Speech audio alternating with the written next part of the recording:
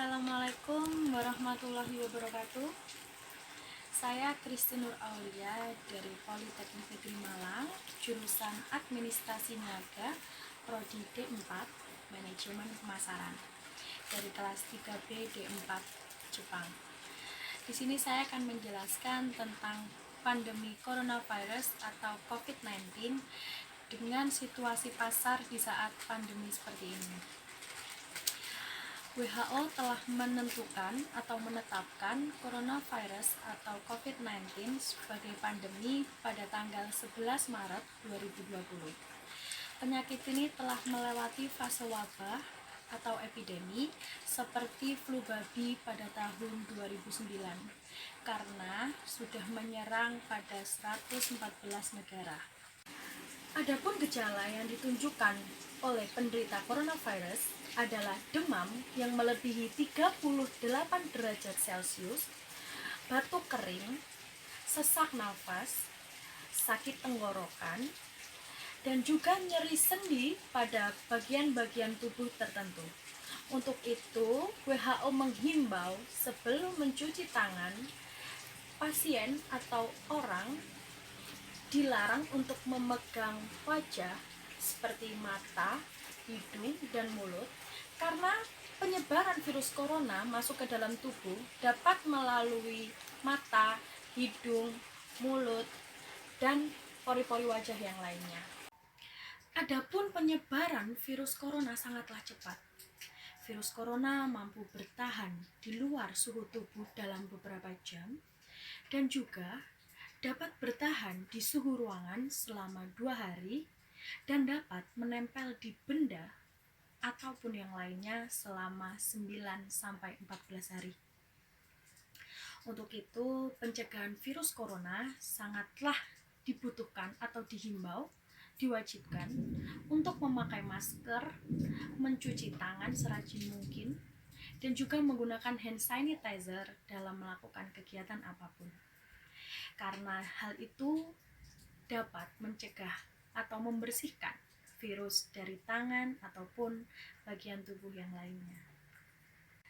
Hal itu sangat berdampak pada situasi pasar atau wirausaha di Indonesia karena pemerintah Indonesia menganjurkan untuk work from home atau bekerja di rumah, dan tidak hanya bekerja, namun juga ada belajar, beribadah, dan bekerja di rumah. Hal itu menyebabkan penurunan pendapatan pada beberapa orang di Indonesia.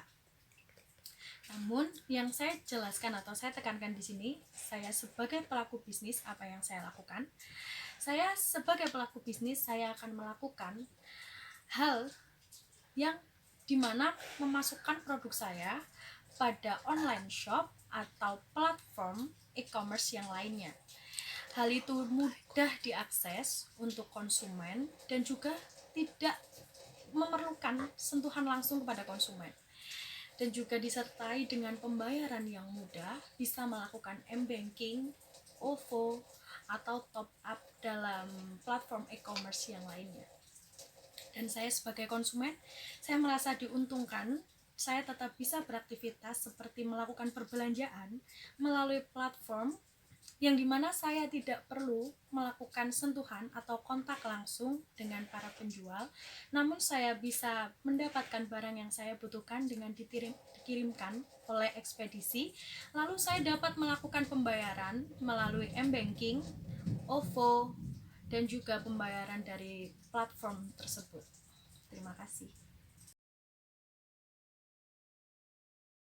Kebutuhan sehari-hari walaupun sudah dimudahkan dengan adanya transaksi online, tapi terkadang kita juga harus tetap pergi ke supermarket begitu tengah wabah COVID-19 ini untuk membeli sejumlah kebutuhan pokok.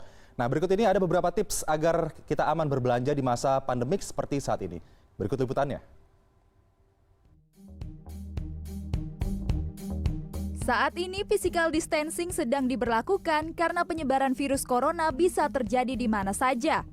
Namun di sisi lain kita juga butuh berbelanja untuk kebutuhan sehari-hari, bukan? Tentu ada pilihan belanja langsung ke supermarket atau belanja melalui online. Tapi ada hal penting nih yang harus diperhatikan. Untuk berbelanja offline atau langsung ke supermarket, biasanya dipilih karena faktor banyaknya barang yang harus dibeli, hingga alasan kepuasan saat memilih kualitas barang secara langsung. Jika Anda memutuskan berbelanja secara langsung, ada beberapa hal yang harus diperhatikan.